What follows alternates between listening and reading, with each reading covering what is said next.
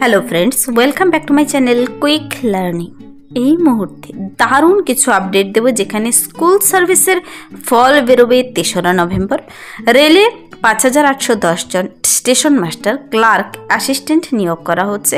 মানে এই সপ্তাহ জুড়ে, এই মাস জুড়ে যা যা আপডেট বেরিয়ে এসেছে, কালকের কর্মসংস্থান পেপারের আপডেট তোমাদের চলো আজকেই দেখিয়ে দিই। তোমাদের আর কালকে কর্মসংস্থান পেপার দেখতে হবে না, তবে যা ইম্পর্টেন্টস আপডেট বেরিয়ে এসেছে, এখানে স্কুল সার্ভিসের কিন্তু ৩ তারিখে রেজাল্ট দিতে চলেছে, যেখানে ৬০,০০০ ক্যান্ডিডেট ইন্টারভিউর জন্য ডাক পাচ্ছে। আমি ডিটেলসে এখানে বলে দিচ্ছি, খুবই ইম্পর্টেন্ট কিছু কথা এখানে লেখা রয়েছে। কিন্তু নেক্সট দেখো, ইউকো ব্যাংকে ৫৩৫ জন অ্যাপ্রেন্টিস নিয়োগ করা হচ্ছে। সিটেট যারা এক্সাম দিতে চলেছে, তোমাদের ৮ই ফেব্রুয়ারি কিন্তু এক্সাম ডেট ঘোষণা করা হয়েছে। রামকৃষ্ণ স্কুলে কিন্তু শিক্ষক নিয়োগ করা হচ্ছে। প্রত্যেকটা বিষয় সম্পর্কে আমি ডিটেলসে আসি, তার আগে তোমাদের হেডলাইনগুলো জানিয়ে দিচ্ছি। দিল্লি পুলিশে ৭,৫৬৫ জন কনস্টেবল নিয়োগ করা হচ্ছে এসএসসি মাধ্যমে। কিন্তু কলকাতা পুর নিগমে, মানে কলকাতা মিউনিসিপ্যাল কর্পোরেশনে ১৭ জন অ্যাকাউন্টেন্ট নিয়োগ করা হচ্ছে। এরকম বেশ কিছু আপডেট এই সপ্তাহ, এই মাস জুড়ে বেরিয়ে এসেছে। প্রত্যেকটির আপডেটস এবার আমি ডিটেলসে জানাতে চলেছি। পুরো ভিডিও অবশ্যই দেখবে, সকলের কাছে বেশি বেশি করে শেয়ার করে দেবে। খুবই গুরুত্বপূর্ণ কিছু তথ্য তোমাদের আজকের ভিডিওতে শেয়ার করতে চলেছি।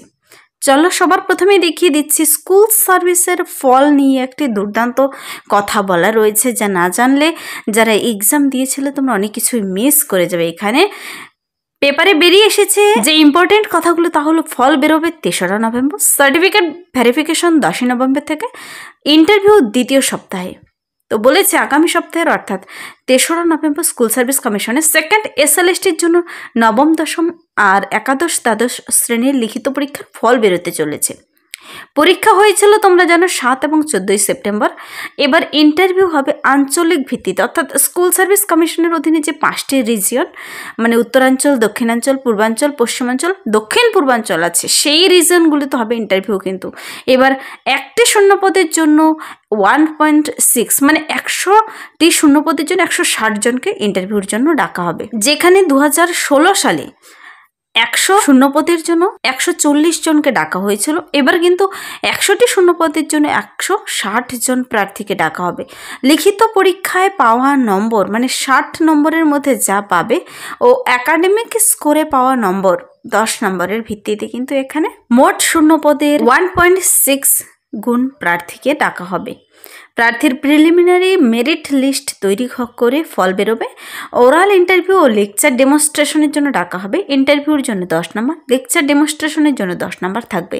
প্রথমে কিন্তু একাদশ, দ্বাদশ শ্রেণীর ইন্টারভিউ শুরু হবে, তারপর নবম, দশম শ্রেণীর ইন্টারভিউ হবে। একাদশ, দ্বাদশের শূন্যপদের সংখ্যা যেখানে ১২,৫১৪টি শূন্যপদ, নবম, দশমের শূন্যপদের সংখ্যা ২৩,২১২টি শূন্যপদ, মোট ৩৫,৭২৬টি শূন্যপদের জন্য এবার প্রায় ৬০,০০০ প্রার্থী ইন্টারভিউর জন্য কিন্তু ডাক পাবে।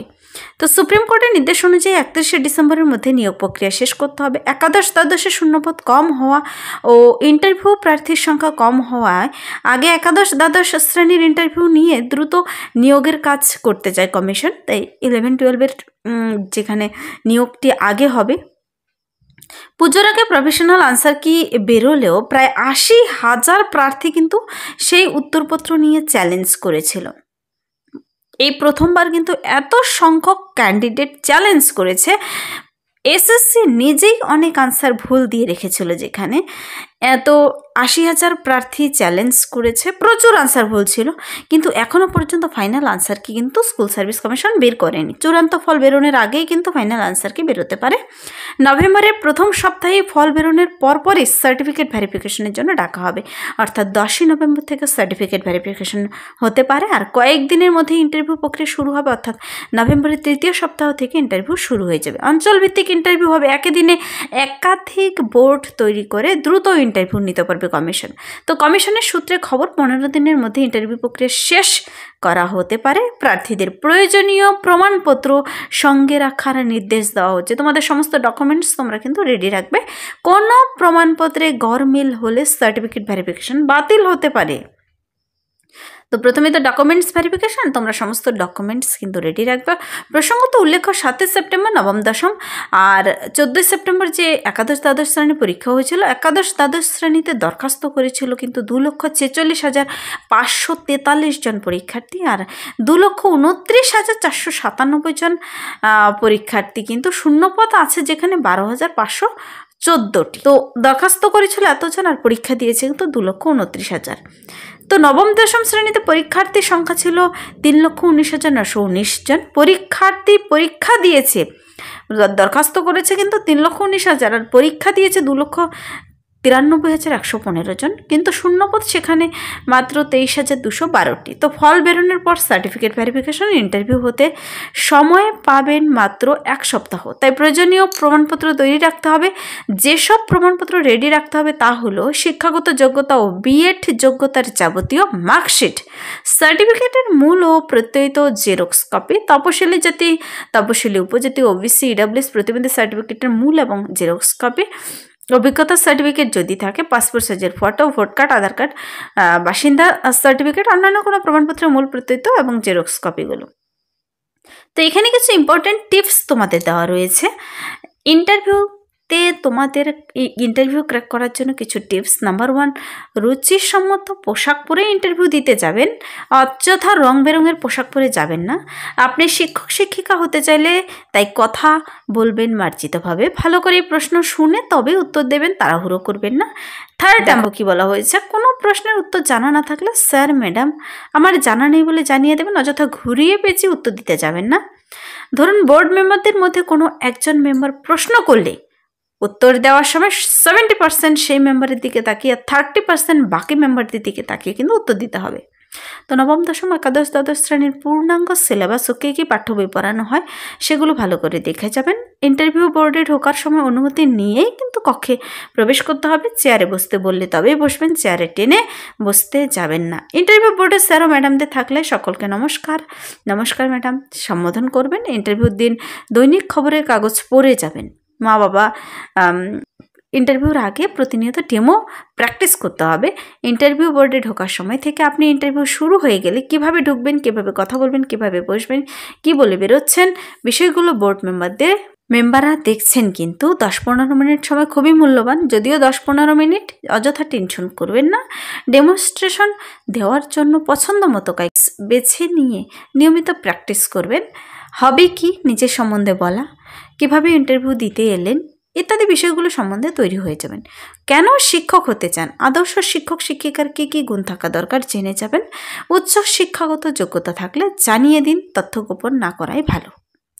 তো এই হলো ইম্পর্টেন্ট কিছু কথা, যদিও এক পাতার কিন্তু খুবই গুরুত্বপূর্ণ কথাগুলো।